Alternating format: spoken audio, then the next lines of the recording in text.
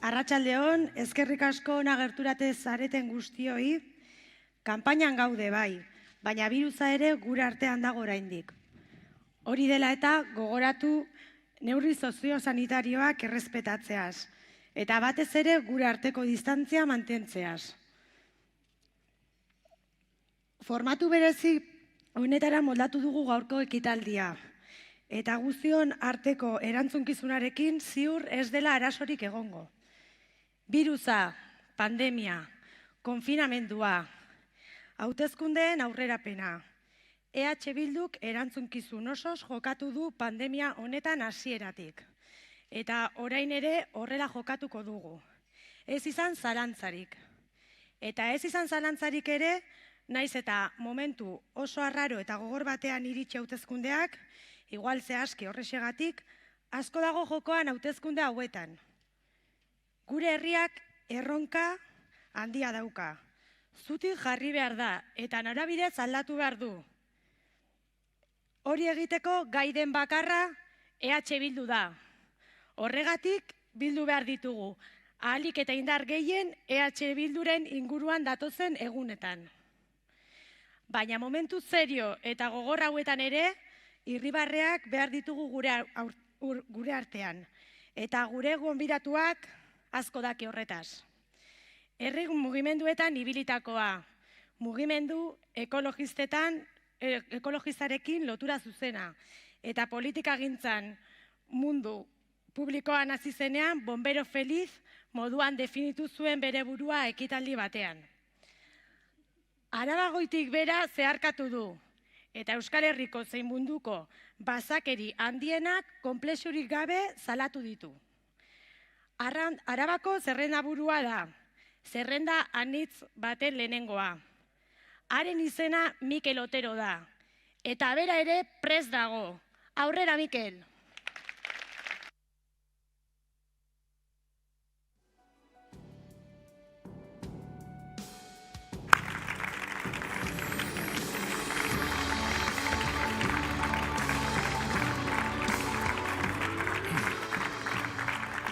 Bueno, eskerrik asko sarrera eta harrera goxo honegatik. Arratsaldeon Bastida, arratsaldeon Arabar Errioxa.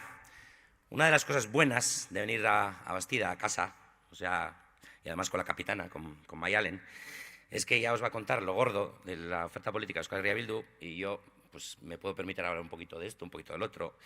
E incluso puedo tener un poco de tiempo para preguntaros a ver qué tal el domingo, a ver si disfrutasteis en el meeting que hizo el Partido Popular, porque estaríais, ¿no? No veo muchas caras de gente que me diga que sí, estaríais, algunos estuvisteis. Pues yo creo que no vais a tener otra oportunidad, mayor espectáculo y festival del humor del que hubo allí. Porque yo, por lo menos, yo me lo he tragado entero, ¿eh? Yo me lo he tragado entero, lo he visto, lo vi ayer en Facebook y la verdad es que me daba curiosidad ver qué ofrecían para la Rioja Alavesa. Yo os adelanto, os hago spoiler, no ofrecen nada. Nosotros, yo lo tuve que ver ayer porque el domingo estábamos celebrando el Día del Orgullo, estábamos celebrando la lucha LGTB y el PP también, aquí, el domingo, ¿eh? El PP celebró el Día del Orgullo, cada uno lo hace a su manera. Ellos celebraron el orgullo de ser español, el orgullo de la Guardia Civil, el orgullo del rey, el orgullo de las conquistas de la España imperial. Oye, cada uno su orgullo. Y empezó Iturgaiz, y lo primero que dijo acertó, porque hemos venido aquí a un marco inmejorable. Y la verdad es que la estampa era buena porque se veía todo el pueblo, detrás se veía el Toloño, se veía el cielo. A partir de ahí la cosa empeoró, a partir de ahí empezó, porque conocemos mucho a sus gentes aquí en La Rioja y en la Bastida, y tenemos que dar las gracias al portavoz del Partido Popular aquí en el pueblo, a David. Y entonces alguien le dijo que no, que se llama Dani. Ah, vale, gracias a Dani y tal, no sé qué. A partir de ahí empezó a divagar, empezó a repartir leña, a nosotros nos dio un montón. Pero también le dio leña al PNV y parece que tienen bastante bien detectada la fuga de votos por donde viene. Así que ya sabéis, ahora cuando estamos escuchando que el PNV es más de izquierdas que nadie, pues igual es precisamente porque esa fuga de votos que no viene del Partido Popular, será eso. Después habló de Europa, porque él ha estado 15 años en Europa. Y entonces empezó, porque no es lo mismo como el PNV, que tiene una eurodiputada. y además del grupo liberal, como diciendo, vaya grupo es ese, no como el Partido Popular, que es el mayor grupo parlamentario de toda Europa y tal, y no sé qué. Otra vez le volvieron a avisar, y claro, van con Ciudadanos. Entonces digo, bueno, sí, también los europarlamentarios de Ciudadanos también están en Europa, que están en el grupo liberal, con el PNV, entonces ya la cosa le descuadraba. Siguió y quería cargar más todavía, y decía, porque ahora el PNV está callado, ahora no os va a decir nada de la independencia, pero ya veréis el 13 de julio, cuando el PNV hable de independencia. Pues cuando el PNV hable de independencia, nosotros vamos a decir, ¡más España, más España! Y yo pensaba, Carlos, ten un poco de cuidado, porque si estás esperando a que el PNV hable de independencia, igual te haces viejo esperando. Y otra buena también, y termino con lo de Iturgaiz. Dijo, nosotros somos la coalición que dice, basta ya al clientelismo del PNV. Somos los que decimos, basta ya a la corrupción, para luego decir, y cuando decimos que tenemos un plan, somos creíbles. Yo dije, pues, PP, corrupción y creíbles, no sé si es la mejor combinación, Carlos. Claro, terminó y casado, ¿no? Por encima. Y entonces empezó hablando de Iturgaiz y dijo, tenemos aquí un candidato que representa la buena gestión europea.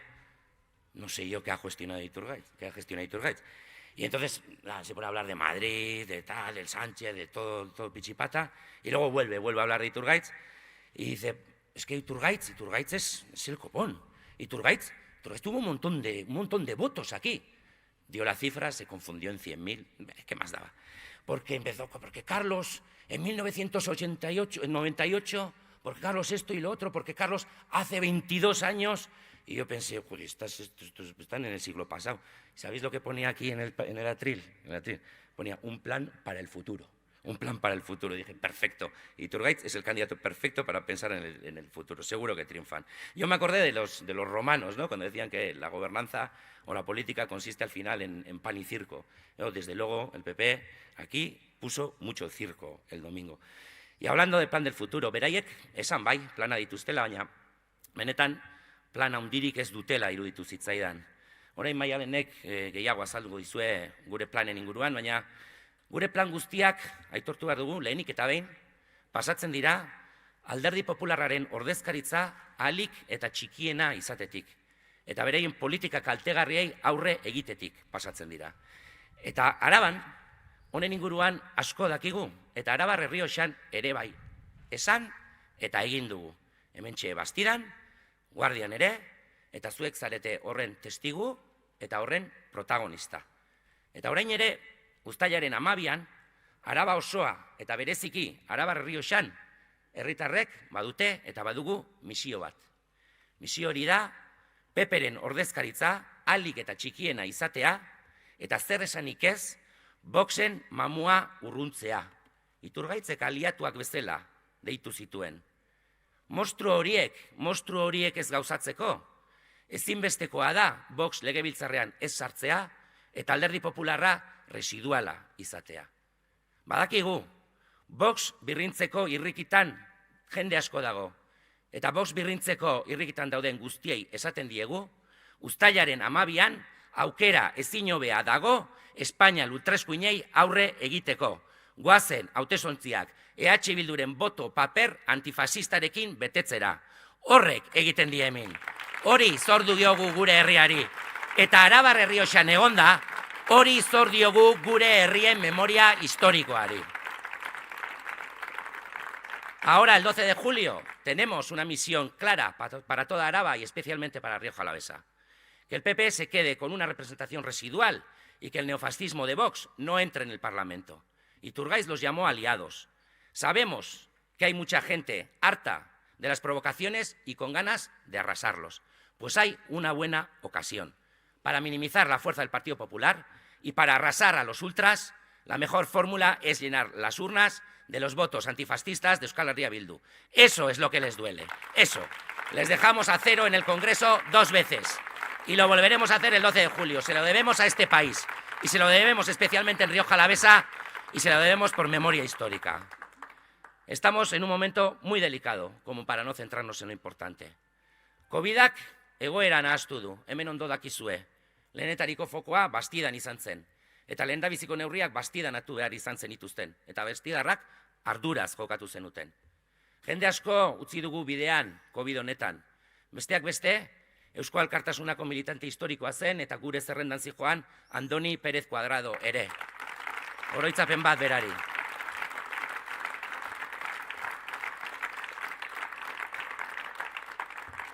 Larrialdi sanitarioaren kolpearen ostean, krisi sozial eta ekonomikoa etorri da, baina kontuz. Ze aurretik ere, erronka handiak bagenituen eta. La crisis de 2008 nos enseñó los límites del capitalismo de casino.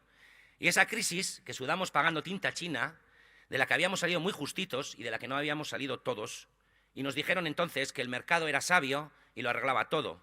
Y nos dijeron que el sector público era una carga y la adelgazaron. Pues bien, 10 años después ha llegado un virus y nos ha demostrado un montón de cosas en un momento. Uno, que nuestros sistemas sanitarios ya estaban al límite, que nuestro sistema educativo no iba a la misma velocidad para todos y todas, que habíamos privatizado y precarizado los servicios de cuidado y sobre todo el de los mayores, que los productos esenciales llegaban desde sitios que ni sabíamos y que en lugar de con solidaridad el mercado se ha comportado con piratería. Y nos han enseñado que mucho del empleo que se había creado era muy frágil y muy precario y que en 2 meses, sin ingresos, miles y miles de personas no podían seguir adelante y que los cuidados caían y caen, como siempre, sobre las espaldas de las de siempre. Menuda cura de humildad que nos hemos llevado. Resulta que éramos vulnerables y ahora hay que vivir con esta nueva realidad. Vaya que sí somos vulnerables. Así que ya podemos tomar nota y centrarnos en lo importante a la hora de salir de la crisis. Y lo importante, al final, es sencillo. Lo importante es tener la seguridad de que nuestras necesidades básicas estén cubiertas, pero las de todas las personas. Eso es lo que tenemos enfrente ahora, ¿eh? Y tenemos que combinar retos enormes con los retos nuevos, porque ya estaban llamando a la puerta, porque el problema climático, los límites del planeta no han desaparecido, ni mucho menos. Ni ha desaparecido el reto de la transformación digital, ni el del envejecimiento de la sociedad, ni la adaptación a los movimientos migratorios, ni la crisis de cuidado, ni tantos otros. Pero si algo bueno va a traer esta crisis, es que clarifica mucho el panorama y simplifica algunas preguntas. Y esas son las preguntas que nos tenemos que hacer, las preguntas importantes. Y la primera pregunta es, ¿tiene o no tiene capacidad este país para satisfacer las necesidades básicas de toda la población? La respuesta es que sí, claro que sí. Pero para eso hay que poner los derechos fundamentales en el centro de todas las políticas públicas. Y la segunda pregunta es, ¿quién y cómo le va a hacer frente a esto? ¿Los que nos han traído hasta aquí? ¿Los que tenían la sanidad, los cuidados, la educación, el empleo, todo en precario? ¿El tándem Mendia-Urkullu? Para los que la mayor preocupación en esta crisis era aparentar que todo estaba bien, cuando todos estábamos viendo que las cosas no iban bien. Porque quede claro, para salir de esta hay 2 caminos, hay 2 maneras. O se paga esta factura, porque va a venir factura, como hasta ahora, con más gente que se nos queda por el camino excluida, o se paga repartiendo lo que hay. Y para repartir lo que hay, para generar riqueza, hay que replantear las prioridades. Hay que decidir cómo repartir el empleo, cómo fortalecer los servicios públicos, cómo transformar la manera en la que contribuimos y consumimos. Y, en definitiva, cómo conseguimos un país más justo. Y Euskal Herria Bildu está convencida, Euskal Herria Bildu está preparada para los cambios que hay que hacer. Pero para llevar eso adelante hay que hacer una alianza muy amplia, que va mucho más allá de nosotros mismos y nosotras mismas, y que tiene que incluir y valorar a toda esa gente que durante estos meses ha dado el callo, a toda esa gente que estos meses ha dado el callo y habéis dado el callo, porque menos mal que este país está lleno de gente sensata y de gente razonable, con disposición a dar lo mejor de sí mismos y de sí mismas cuando las cosas vienen mal dadas. Horregatik egin dugu eta horregatik egiten dugu txalo. Txalo eta eskerrik asko osasungintzako langileei. Eskerrik asko eta txalo irakasleei, zaintzaileei, garrariolariei, saltzaileei, garbitzaileei. Eskerrik asko ikusgarri bihurtu zareten ikustezin guztiei. Hori da erakustaldia eman duzuena. Y nos va a tocar dar respuestas estructurales, claro, pero también atendiendo al detalle, también bajando al barro, sin olvidarnos de las particularidades de cada zona. Y Rioja Alavesa tiene sus propias necesidades y tenemos que tomar compromisos concretos. Algunos compromisos serán parecidos a otros lugares. Es evidente, nuestra propuesta por la dignificación de las pensiones abarca a todo el mundo, también para el empleo digno y el salario digno, la apuesta por el control público de las residencias, por el fortalecimiento de la educación, pero hay que meter más la lupa y hay que recordar que Rioja Alavesa, y sobre todo Bastida, también está amenazada por un proyecto de tren de alta velocidad que no debemos permitir. Rioja Alavesa también necesita que se ponga atención al Hospital de Leza y que se convierta en un verdadero y completo hospital comarcal.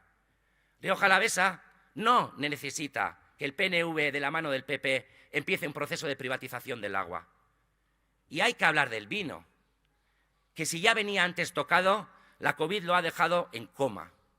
Y más cosas que han pasado últimamente como la piedra. La Rioja Alavesa no tiene tiempo ya, no tiene tiempo de esperar más. Y es urgente moverse y buscar alternativas nuevas, como viñedos de Álava u otras que puedan surgir.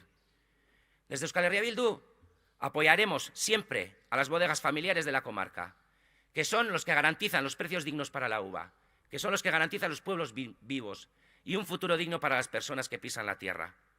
Lo que no se puede hacer es jugar al despiste, lo que no se puede hacer es jugar a la ambigüedad y al engaño, que es lo que lleva haciendo el PNV durante los últimos años, yendo a impulsar una vía que saben que está muerta para parecer que hacen algo sin hacer nada. El PNV en este tema lo que ha demostrado es muy poca valentía y bastante cobardía para no incomodar a las grandes bodegas del Grupo Rioja. Y aquí también, en la práctica, en el detalle, se ve que hay dos modelos para seguir adelante. Y ayer vino el remate. En las Juntas Generales, el PNV se alineó con el Consejo Regulador de Rioja y retiró su apoyo a una nueva denominación para Rioja Alavesa. Así que hay que dejar claro a quién se defiende. Euskal Herria Bildu defiende siempre y va a defender siempre a todos los viticultores y a las pequeñas bodegas de la comarca, tanto si se van como si se quedan en Rioja. Lo que no vale es dar apoyo solamente a lo que dicten las grandes bodegas y luego venir en campaña a decir que apoyas a todos y que apoyas a todas. Eso no vale, PNV, eso es trampa, eso no vale. Ni amaitzera noa, ez da, luzatuko naiz, baina amaitu horretik, Maialen pixka bat utzi dazu, nire ikutu personala ematen gaurkoari, zen niretzako gaurko mitina berezia da, zetikan, bueno, bastida aurkeztu nahi dizut, nolabait, bale? Ze bastida niretzat, claro, leku berezia da, nik hemen Errioxan urte asko eman ditut, eta bastidan zehazki urte asko eman ditut, eta esango dizut, Maialen, ni Gipuzkoako mendiartean eta jaiota eta bizitakoa naizela, eta hasieran etorri nintzenean Errioxara, iruditzen zitzaian dena laua bezala eta kostatu iruditzen zitzaian bai paisai, ezta? Baina gero, urteak eta pasadizoak eta jendea eta gero, azkenean, esan behar dizut maite durala, ez da lehurra, hemengo lurrak eta hemengo bideak eta jendea eta mendiak eta bereziki zeruak, pila bat gustatzen dizkit hemengo zeruak. Eta utzidazu esate Maialen baita ere, nik bastidarekin, Errioxa osoarekin baina bastidarekin, zorrak sentitzen ditu da, ezta? Eta eskertza handia. Zenik hemen, bombero feliz esaten da, eta bera hau, ezta? Baina nik, hemen urte zoriontsu asko pasa ditut, eta hori aitortu behar dut. Eta bastidarekiko, azkenean, hemen, aspaldian, ezta? Nafarroako mugen baitan, noizbait, sortutako herri txiki honekiko, eskerrona besterik ez daukatela, ezta? Eta hemen presente ditut, oso presente bizipen asko, ezta? Eta herri honek egin dituen gauzak nola euskararen maitasuna abiapuntu izanik, eta badakit nik zuk hori asko estimatzen dezula, nola ikastola bat eukitzea lortu zuten, eta nola nire bi alabak, bat horti dabil, hemen eman zituzten bere lehen ikasturteak bastidako ikastolan, eta nola ia herri osoa antolatzen zen, herri txikia data, ez dakit zenbat komisiotan araba euskarazak aurrera ateratzeko urte guztian lanean, ezta? Nik ere bizi izan nituen pare bat. Edo nola ni pelotari izan ez beti, eta nola pelotari ia utzi nion, eta nola Silvano eta anaren bitartez barkatu, nola berreskuratu nuenik frontoirako gustoa eta grina, ezta? Edo nola urtero abenduaren 7an hemen egiten diren errondan niretzako Euskal Herriko jairi politenetakoa, eta hemen nola aritzen diren herri guztia, herriari buelta erronda egiten, ez dakit noizko azainak ospatzen dituzten, herri guztian kriston suteak egiten eta dantzatzen, eta gero hemen gaztaina jaten guztien artean, ezta? Edo nola herriko tabernak, gaur udaberri, baina herriko tabernak, nola herriari kolore berezi bat eman izan dion urte luzeetan, ezta? Eta nola han eta hemengo jendeak, asko kulertuko duzu ez zertaz ari naizen, denbora luze pasa izan dugun, eta hor egon garen hitz egiten, eta trivialen jolasten merindatzen denetatik egin dugu hemen. Eta nik hemen ezagutu nuen Euskal Matute baita ere, eta hemen izan dituen lehendabiziko eztabaida berarekin, eztabaida politiko, intelektual, sakonak, keba, ez. Lehendabiziko konversazioa Euskal Matutenekin izan zen, nola izan zen, haupa Atletik, haupa Real, haupa Alaves, horrela ibili ginen. Edo nola San Gineseko parke zoragarri horretan nola joaten ginen, ardoaren batalla egitera eta denak ardoz blai etortzen ginen, edo nola antolatu zuen duintasun osoarekin herri honek bere burua ingurumena babesteko, eta hori ere asko eskertzen dio Bastiari, ze mundiala izan zen ura, nola inposatutako golf zelai bat eta pelotazo urbanistiko bat etorri behar zuenean, nola Torrolate plataforma osatu zen, eta proiektua gelditzea lortu zuten. Hori da, Maialen, hori eta beste bizipen asko dira, eta horregatik gaur nik bihotzez eskerrik asko esan idiot Bastiako herriari.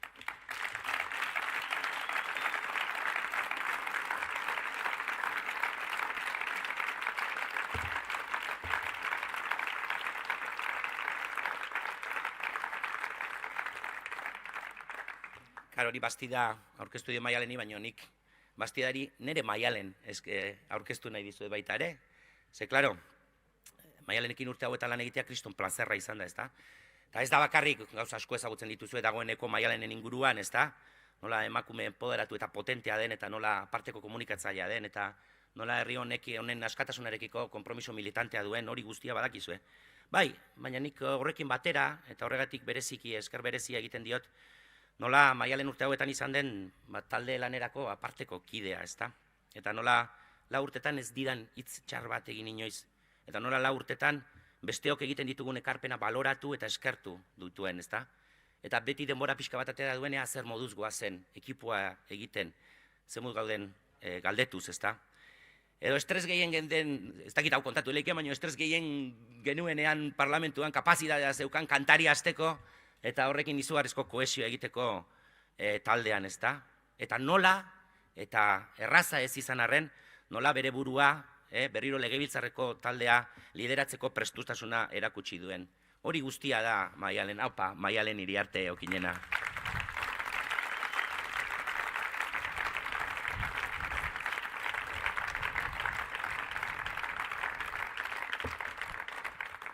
Horregatik da, horea eta plazerra, ezta? Zure lehendakaritzarako hautagaitzan parte hartzea, eta arabatik izan ziur gogor bultzatuko dugula hautagaitza hori, ari garela dagoeneko. Eta horretarako pres gaudela, pres nagoela ni noski, baina horretarako dago pres baita ere zerrendan Eba Blanco, Josu Estarrona, Maria Garde, Unai Fernandez de Betoño, Itxaso Etxeberria, eta zerrenda osoa, baina baita Euskal Herria Bildua Arabako talde osoa. Ze sekulakoak egin ditugu dagoeneko, azken urteetan erakutsi dugu Euskal Herrian aldaketa grinak, haizeak hegoaldetik gogor jotzen duela. Trebuñitik Aiaraldeara, Lautadatik Arañara, Gorbei aldean, Mendialdean, Gasteizen ere. Azken urteetan, Arabako errealitateari sekulako astindua eman diogula, baina herrialdeko sektore eraldatzaileen eskutik, ezta? Eta Arabar Errioxan, pixkanaka, bagoaz. Bastidan eta Guardian, gobernukidea gara dagoeneko. Eta lehen aldiz, alkatetza bat dugu, Samaniegon. Eta hasieran Pepek,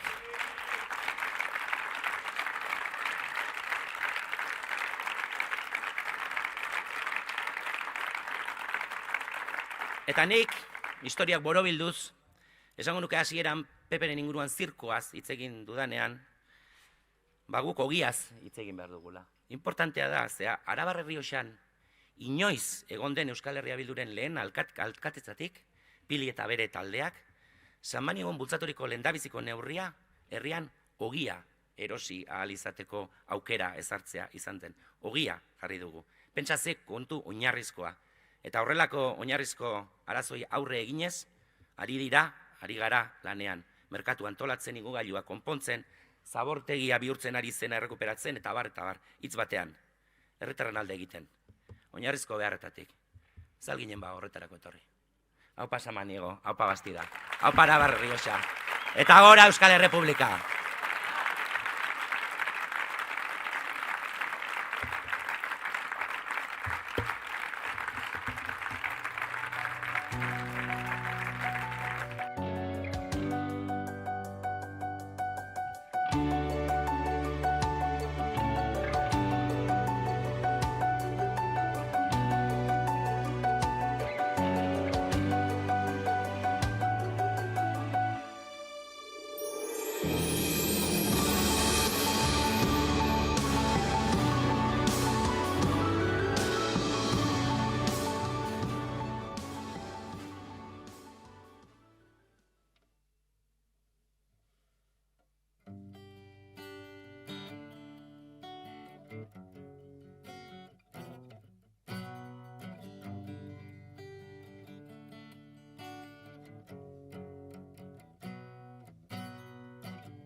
malko baten izpilu, gure borroka. Kaxa batean, giltzapetuta, martzen ari den, sufrimendua ordainetan, zimeldu den sentimendu latzen apoltxikoan. Zimeldu den sentimendu latzen apoltxikoan.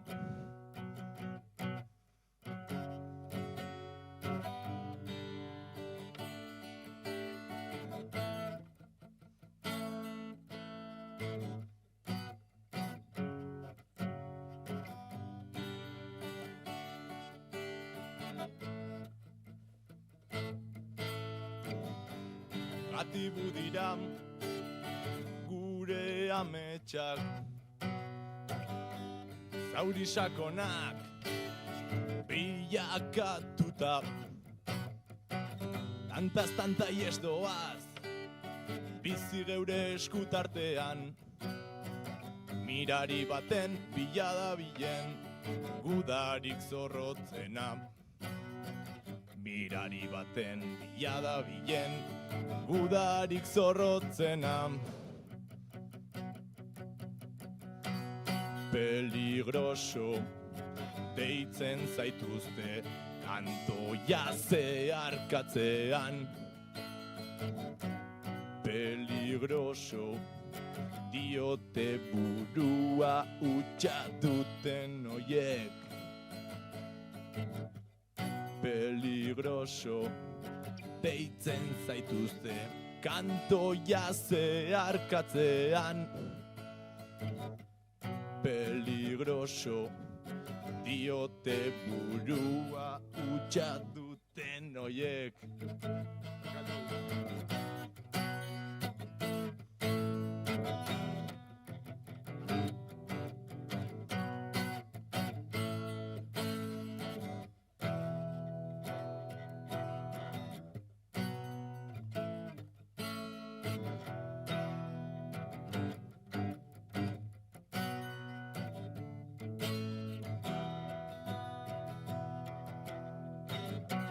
Peligroso deitzen zaituzte kantoia zeharkatzean.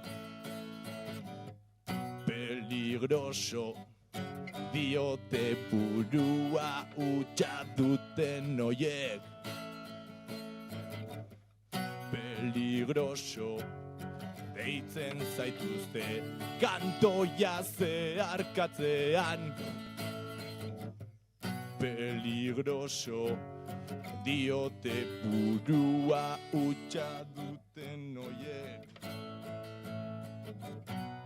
Peligroso deitzen zaituzte kantoia zeharkatzean. Eskerrik asko.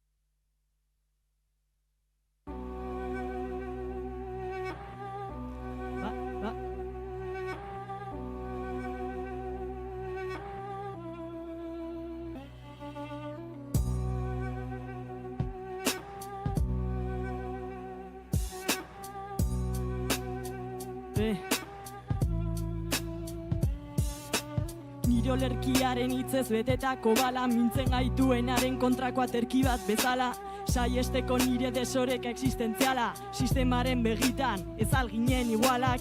Nire olerkiaren hitzez betetako bala, mintzen gaituenaren kontrako aterki bat bezala, saiesteko nire desoreka existentziala, sistemaren begitan ez alginen igualak.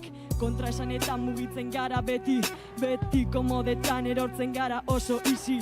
Kontsumoaren besotan lokartzen gara emeki, privilegioak baztertzeko beharretik hasi. Bizirauteko lentasunak modek ezartzen dizkigute azkenen iPhonea erosi urteko ogiaren truke. Askok esango didate zelakoa bestia inkutre eta gero bakardadean entzun galdute. Orain banago jartzen pixka bat seria, herri honek bizi du pozata miseria. Tristura eta serrea, gaurko berriak irian mutura sartu dutela. Betiko txerriak, pasaden egunean entzun unala bedin. Auzoan itxibar izan zutela tenda bat, lastere konbo direla bioko areto berri. Gora, auzoko gazte antolatuak, prekarietatearen kontra langile borroka. Erasoen aurrean, erantzun radikala, herriaren aserrea sistemari tiroka. Guzti horren kontra, 28 bala, okupazioaren kontrako poliziaren kargak, talkatearen aginduekin zaunka. Gureak direla jauregi kale eta gauak gora okupa, feministak gaudeten gabeko talka. Hau da ni naizena beraz entzun da begira. Lau parrafauen atzean dagoen egia, nolakoak diren idazten ditudan mobidak, naiz dizildu gehienetan pentsatutako erdia. Udaper pausak, gora herrita auzoetako konpasak, horez betetzen nauta honen kausa, mikrotabase batekin betetzen direla plazak, plazer bat da niretzat honen parte izatea.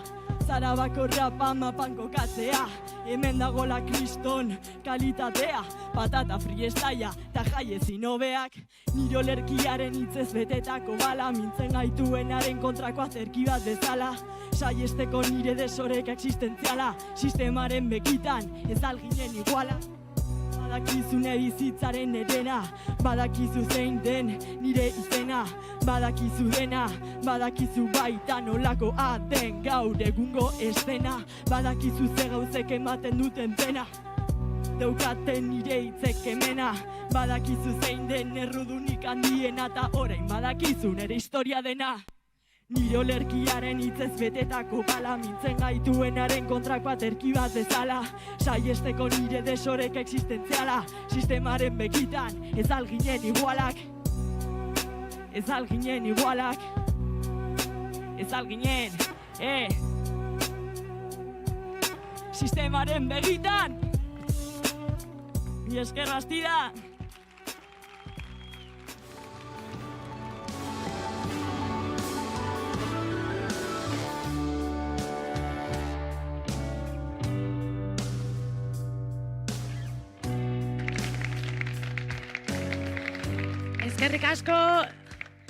Eskerrik asko Julen, eskerrik asko Aizea.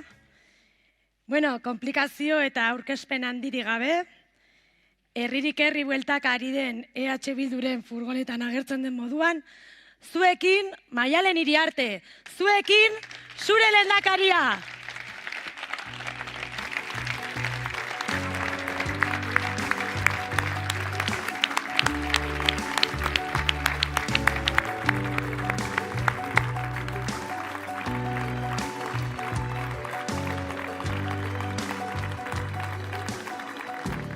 Arratsaldeon guztioi, egia esan oso unkituta nago.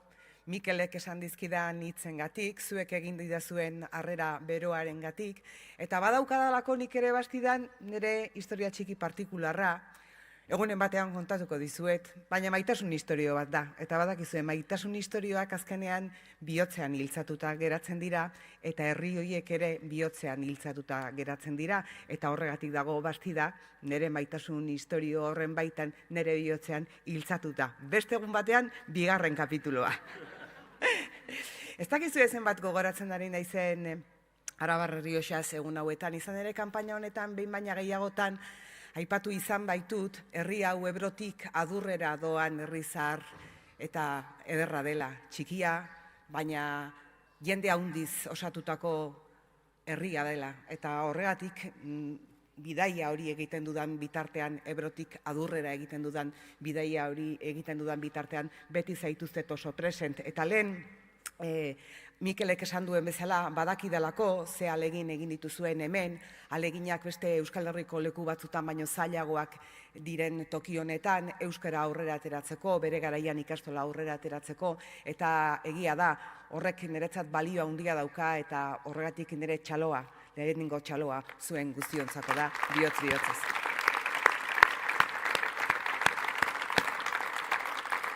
Estamos entre mascarillas y sin poder abrazaros, pero yo os abrazaría con toda la fuerza que me den los brazos. Os he estado atendiendo, he estado mirando a Bastida cuando en los primeros momentos de crisis de COVID, y yo también quisiera aprovechar para mostrar nuestra solidaridad a todas las personas que nos han dejado por esta enfermedad, a todas las que han enfermado, y bueno, únicamente decir que ha sido muy duro, que todavía lo es, que todavía no hemos salido, que todavía tenemos que seguir vigilantes y que por eso estamos más separadas, más separados, con mascarillas, sin mascarillas, pero que desde luego mi abrazo fuerte virtual ya lo tenéis.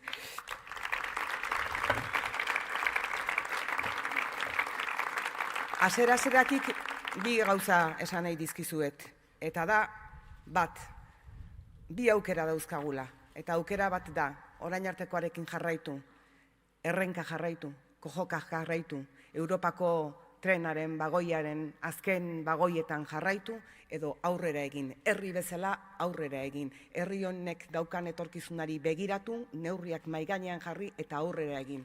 Hori da daukagun aukera bat. Eta bigarren gauza esan nahi dizuedana da etorkizunari begiratzeko, herri bezala etorkizunari begiratzeko eta aurrera egiteko daukagun aukera bakarra Euskal Herria Bildu dela. Eta momentua oraintxe bertan dela, oraintxe da momentua. Nik gaur hemen gure 11 konpromiso kontatuko dizkizuet. Konpromisoak dira, ez dira promesak. Konpromisoak hitz ematen dizuet. Hitz ematen dizuegu konpromiso horiek beteko ditugula gobernura iristen geranean. 11 konpromiso, 44 neurri, 100 proposamen gure hauteskunde programan. 11 konpromiso, baina deitzen diogu 10 gehi bat. 11. 10 gehi bat, 11. 11 lan egiteko jaioak garelako, 11 lan egiteko prest gaudelako. Orain nik uste dut, konfinamenduaren ostean guztiok ere bizitza eta politika ulertzeko modu ezberdin bat badaukagula, eta gure lehentasunak hierarkizatzeko beste modu bat badaukagula, eta garrantzi gehiago ematen diogula lehen agian bigarren maila batean genuenari. Eta orain normaltasun berria deitu diote deskonfinamendu sasoi hori, baina iruditzen zait oso present eduki behar ditugula konfinamendu garaian egin ditugun hausnarketa horiek, eta konfinamendu garaian egin ditugun hierarkizazio horiek garrantzitsuak direla etorkizunari begiratzeko eta etorkizunean daukagun erronkari aurre egiteko. Creo que es el momento de mirar al futuro, es el momento de dar un paso cualitativo en este pueblo. Y ese paso cualitativo únicamente lo podemos dar de mano de Euskal Herria Bildu. Por eso yo os tiendo mi mano izquierda, con empatía, con solidaridad, con valentía, con ganas de trabajar, para poner políticas públicas fuertes en marcha, para dar respuesta a todos los hombres y mujeres de este país. Aquí mi mano izquierda, mi mano soberanista, mi mano feminista, mi mano socialista, mi mano para que construyamos entre todos y todas un país mejor para todos y todas y para que nadie quede atrás. Etxean egon geranean 8etan txalo egitera ateratzen ginen, Mikelek esan duen bezala, orain txalo horiek guztiak politika publiko indartsu bilakatu behar ditugu, orain txalo horiek guztiak bozka bilakatu behar ditugu, eta orain txalo horiek guztiak Euskal Herria Bildurentzako bozka bihurtu behar ditugu, nahi eta nahi ez. Uztailaren 12an zita bat daukagu, botoak lotu behar ditugu, botoak erakarri behar ditugu, gure besoak zabaldu behar ditugu, gero eta handiagoa den Euskal Herria Bilduenetara ahalik eta jende gehien bildu dadin. Vivimos tiempos de incertidumbre y complejidad, y yo creo que en estos tiempos es imprescindible ser transparentes y dejar claras las prioridades políticas que tenemos. Por eso os presento los 11 compromisos a los que hacía mención antes. Osasun publikoa indartzeko konpromisoa, murrizketekin eta prekarietatearekin amaitu behar dugu, lehen arreta indartu behar dugu, lanpostu berriak sortu behar ditugu, hain zuzen ere osakidetza indartsuago bat egiteko, eta bere garaian danak arrotzen gintuen osakidetza hori orain ere etorkizunari aurre egiteko gauza izan dadin. Compromiso con el empleo y la protección de los trabajadores y las trabajadoras. Apostamos decididamente por el empleo de calidad, por el empleo que nos permita desarrollar un proyecto de vida a cada una de nosotras y a cada uno de nosotras. Ponemos Proponemos un pacto por el empleo para no perder empleo, para que no se precarice el empleo, para que la brecha salarial no se agrande más de lo que ya está agrandada. Necesitamos crear, para mejorar la sanidad, para mejorar la educación, para reforzar los cuidados, crear empleo en esos sectores, y lo vamos a hacer. Proponemos una semana laboral de 35 horas para poder repartir el trabajo y un sueldo mínimo de 1.200 euros para que efectivamente se pueda hacer algún proyecto de vida. Y también seguiremos empeñadas y seguiremos empeñados para que se cumpla el acuerdo firmado en Madrid para que se derogue la ley de reforma laboral. Industria sendotzeko konpromisoa, berrikuntza eta susperraldi industriala erronka handiak ditu herri honetako industriak eta gehiago inbertitu behar dugu ikerketan, garapenean, urratsak eman behar ditugu gure herriko sare industriala galdu ez dadin eta indartsua izan dadin. Compromiso de cuidado de la ciudadanía, cuidado de los mayores, cuidado de las cuidadoras, cuidado de todas las personas que necesiten ser cuidadas a lo largo de toda su vida. Necesitamos garantizar el control público de las residencias, un salario mínimo de 1.500 euros para las personas que trabajan en esas residencias y también una renta de jubilación a las personas de más de 65 años, a las mujeres de más de 65 años que han cuidado en silencio en sus casas y que merecen que su trabajo sea alguna vez reconocido.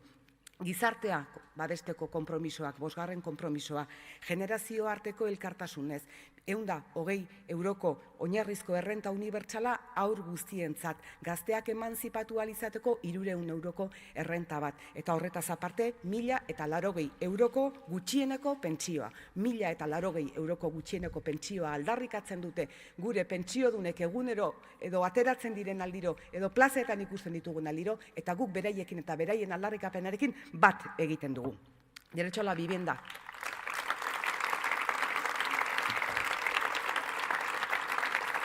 Derecho a la vivienda para todos y para todas. 11.000 viviendas de alquiler público, una comunidad libre de desahucios y limitar el precio del alquiler de la vivienda. Larrialdi klimatiko hori aurre egiteko konpromisoa, esan behar nizkizuen zenbat neurri dauzkagun horretarako, baina Mikel Otero da garantia, eta Mikel Otero alboan edukita, etzazue zalantzarik izan, konpromiso horri errotik helduko diogula, eta errotikako erantzunak emango dizkiogula. 8. konpromisoa. 8. compromiso, 8. compromiso, reforma del sistema educativo, ampliar y estabilizar la plantilla, reducir los ratios, 15 alumnos y alumnas por aula, inversiones en infraestructuras, acondicionamiento de espacios, incremento de becas en un 50%, escuelas infantiles gratuitas y una nueva ley de educación. Euskararen eta euskal kulturaren aldeko konpromisoa, 9. konpromisoa. Euskaraz bizitzeko eskubidea dugu, euskaraz ikasteko eskubidea dugu, euskal kultura bat garatzeko eskubidea dugu, eta neurriak eta talka neurriak hartuko ditugu horri horrela izan dadin. Euskal herritarrentzat justiziaren aldeko konpromisoa. Euskal presoak Euskal Herrian behar ditugu. Euskal presoak etxean nahi ditugu. Eta horren alde borrokatuko gara. Eta guk bai biktima guztientzako egia, justizia eta erreparazioa eskatzen dugu. Guk bai biktima guztientzako. Joan den egunean galeko biktimekin eta torturatutako zenbait biktimekin egon itzan kaleratu diren informazio berrien arira. Eta erabateko eta besteko biktima oso ezberdinak dira, guk danak talde batean jartzen baldin baditugu ere. Eta beraiek esan zidatena izan zen, abandonatuta sentitzen direla. Eta Euskal Herria Bilduk bakarrik egin diela kaso oraingo honetan ere. Beraientzako oso momentu gogorra izan dan une honetan, beraiei kaso egin dien bakarra Euskal Herria Bildu izan dela. Guk biktima guztientzako egia, justizia eta erreparazioa eskatzen dugu. Baina herri justu batean, violentzia matxistak ez du tokirik, eta violentzia matxistaren aurkako itun bat proposatzen dugu. Zero tolerantzia violentzia matxistarekin.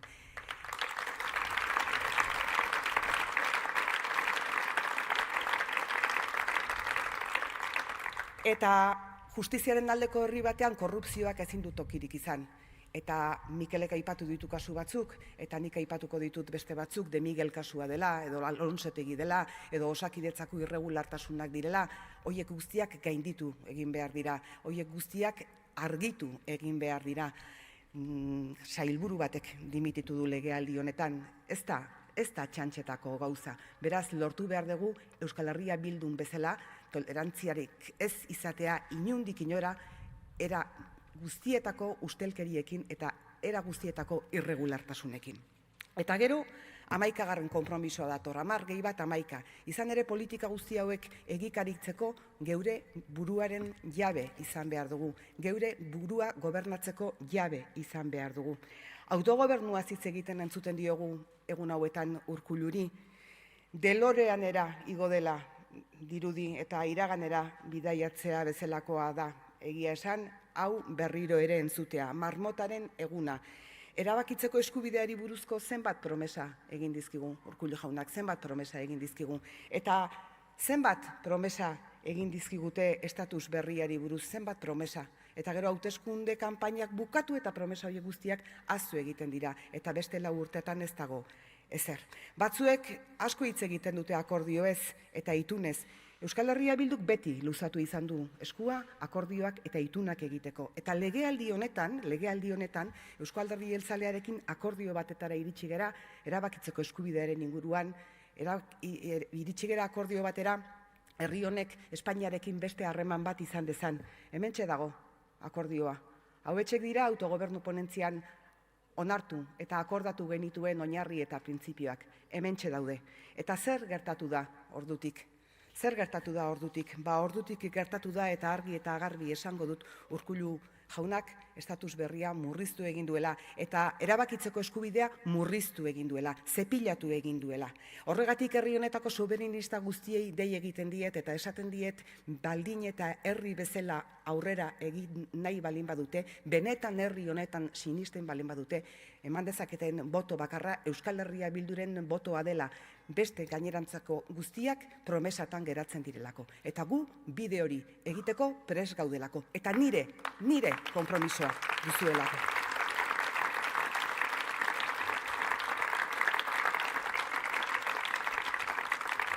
Decía que hemos escuchado estos días hablar a Urkullu de autogobierno y ha sido como viajar al pasado en el DeLorean, el día de la marmota, porque cuántas promesas nos han hecho sobre diferentes consultas, cuántas promesas nos han hecho sobre el nuevo estatus vasco. Algunos hablan mucho de pactos y Euskal Herria Bildu siempre ha tenido la mano tendida para llegar a acuerdos sobre el derecho a decidir. Es más, en esta legislatura hemos alcanzado un acuerdo con el PNV por el derecho a decidir, un acuerdo mayoritario. Aquí están las bases y principios de ese acuerdo. Aquí están las bases y principios que pueden poner un mojón para esta tierra y nos pueden llevar a tener una relación distinta con el Estado y además nos pueden poner en el camino del derecho a decidir. Aquí están esas bases y esos principios. ¿Y qué ha ocurrido desde entonces? Pues ha ocurrido, os lo voy a decir muy claro, que el señor Urkullu se ha cepillado el nuevo estatus vasco y que se ha cepillado el derecho a decidir. Y luego dice Ortúzar que hay que ponerse la camiseta de Euskadi. Bueno, pues será ponerse la camiseta de Euskadi para luego cambiarse de chaqueta en Madrid, porque si no, no lo puedo entender. Y Urkullu dice que quiere poner al país en pie. Pues es que se le ha caído el país.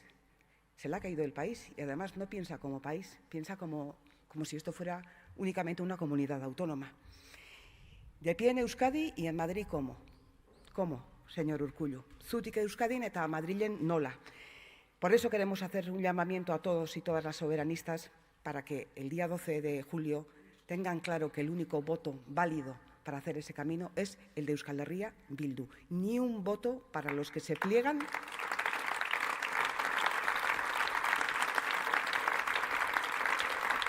ni un voto para los que se pliegan a los deseos de Madrid, porque no podemos cuidar a la gente, porque no podemos hacer todas esas cosas que he dicho en educación, sobre el cambio climático, en aspectos de salud, en aspectos de empleo, si no podemos decidir nosotras y nosotros aquí. No lo podremos hacer. Es básico poder tener el derecho a aplicar esas políticas y para eso necesitamos poder decidir aquí qué políticas queremos aplicar y poderlas implementar desde aquí. Hauek dira nire konpromisoak. Eta garrantzitsua den beste gauza bat. Gauza bada zer diren nire konpromisoak eta beste gauza bat da nola egingo ditugun, nola eramango ditugun aurrera konpromiso horiek. Eta konpromiso horiek aurrera eramango ditugu zuekin guztiokin. Ez dudalako ulertzen beste modurik. Guk gobernuan egon nahi dugu, baina ez gobernuan egoteko. Guk gobernuan egon nahi dugu, mugimendu komunitario indartsu batekin, herri honetako emakume eta gizonekin, herri langile honekin aurrera egiteko. Beraz, ez da bakarrik zer, baizik eta da nola egingo dugun. Herri honetako eragile guztiekin, herri honetan gai bakoitzaren inguruan ezagutza duen guztiarekin. Ez dago beste modurik, Europako herrialde aurreratuenetan horrelaxe egiten ari dira. Eta hori ere, herri hau gobernatzeko modua ere aldatu egin behar da. Gu erakusten ari gara, guk agintzen dugun udaletxetan erakusten ari gara. Eta txalo bat horregatik berezi du berak eta berak egindako lanak.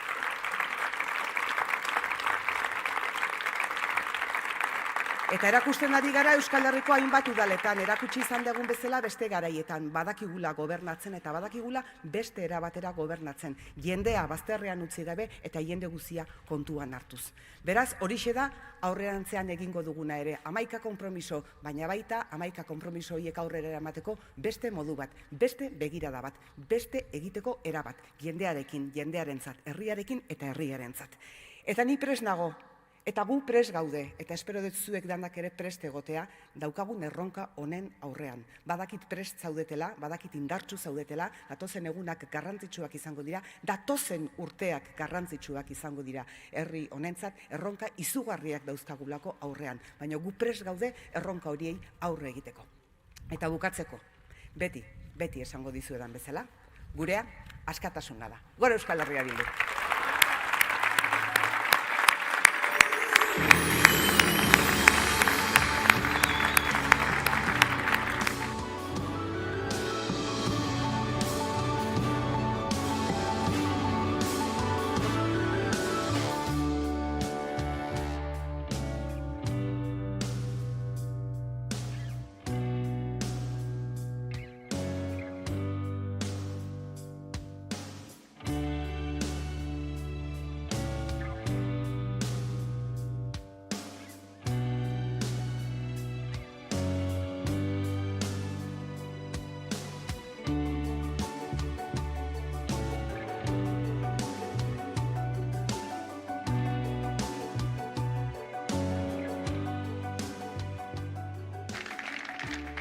Eskerrik asko Mikel, eskerrik asko Maialen.